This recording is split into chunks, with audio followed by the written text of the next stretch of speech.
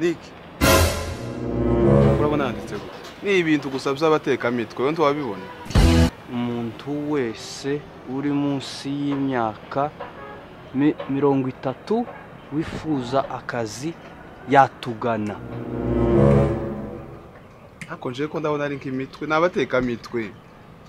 Umuntu wese uri munsi y'imyaka 30 wifuza akazi yatugana.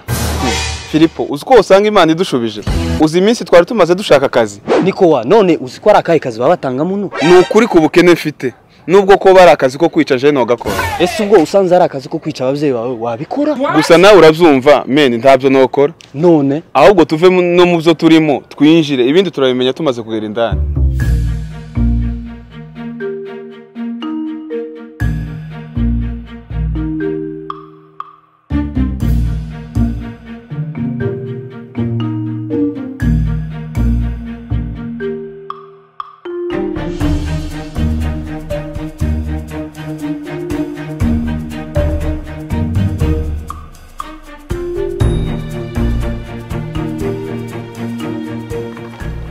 Vipi bro? Wapi mani. Kareka vyaranze. Zanze gute mani nsigaye numva ngusiga wijyana ibintu. Kareka sha nejyane ibintu sha. Ivugire ntavuze. Ushaka kuvuga? Vyaranze. Mani uzi ko Imana itegura ahubwo dugize Imana turahura nari ngukeneye. Aho nyine mani. Wamva singaye mbwira mani zo map turere niba tubona ibiceri vyane mugoroba. Uzi ko harando numisha bavuga ngo ko aratanga akazi. Gusa sinzi akariko kandi sinzi nugatanga. Umva sha ndi wumva se. Uratange numvikisi.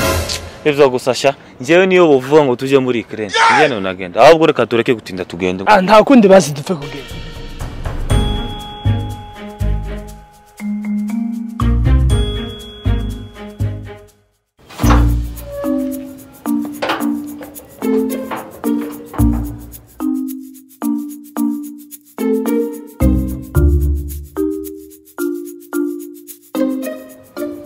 Baramutse?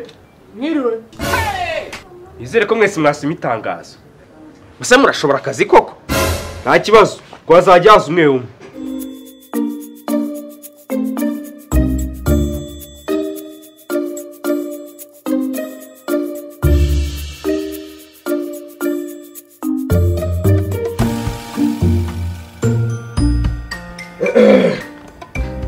Wambere nazi.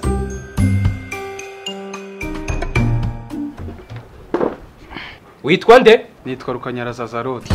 Areka kumiro ni korosi rya Rwamara. Uwo basoma itangazo neza? Yego narisomye boss. Iyo tuvuze munsi y'imyaka 30 wumva iki? Saba abasenka ntitwabatumye. Yego rwose nyakuba mfite imyaka 25. Ahubwo 25 niyo usigaje ngupfa. Wowe rero ndabona wajya gushakira akazi muri gym, mu ba bouncer, mu bakarani, ibintu bisaba ingufu nyine. Ibyo bibaraga byawe niho wabijyana. Nukuri boss wambabari ukampa akazi. Nubwo wambwira kwica umuntu ushaka ku kazi nagakora. We nagwa akazi ko kujya kwica imbogo, intare muri za pariki. Ko ngwaye akazi ko kwica abantu. Nanjye wanyica. Sasa wowe rero akazi ngiye kugwa naka ngaka. Hari intare yazengereje abakerarugendo muri pariki. Yabazengereje kabisa. Ibyo bibaraga byawe nta kintu twabimaze. Genda iyo ntare uyizane.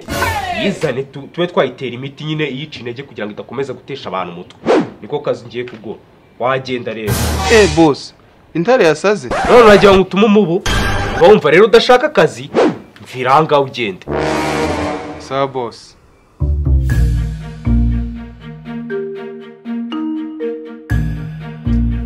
Undi nazi.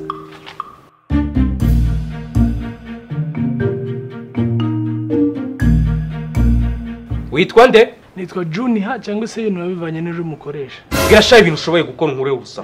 Ndi ready yo gukora akazi kabariko kose gusa gapfe kuba gaheba. Aka nakumira. Ubukene umazemo imyaka bwamaze kukwangiza umutwe ku buryo wumva ikintu cyose wagikora. Rwose nje nabikora pe. Wakora iki se? Bigwa inteye ubwoba nigeze gutoroka pirizo nkuru y'Abanyamerika baturukije abantu 15 gisasu. Nigeze no kwica umuntu muziziki namuzije kuko gusa yaranyimye akazi. Ibigwi byo ndabifite cyane. Tumva wari n'umukozi mwiza. Abantu hamwe nimwe nari narashatse. Narababuze. Ahubwo waruriye kuva kera hose. Waranshatse se warunze.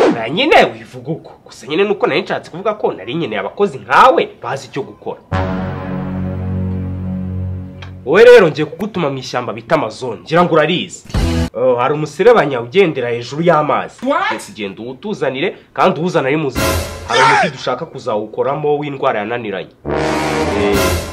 Amazon aho usa n'unyishe boss, usa n'ugira umwaka nawe nkagaruka niwe nzoba nje kureba. Oya nyine si ibyo mvuze, ariko rwose ni akazi. Sawa.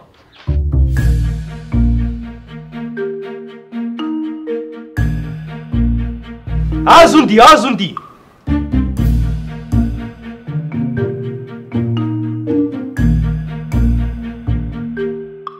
Witwa nde?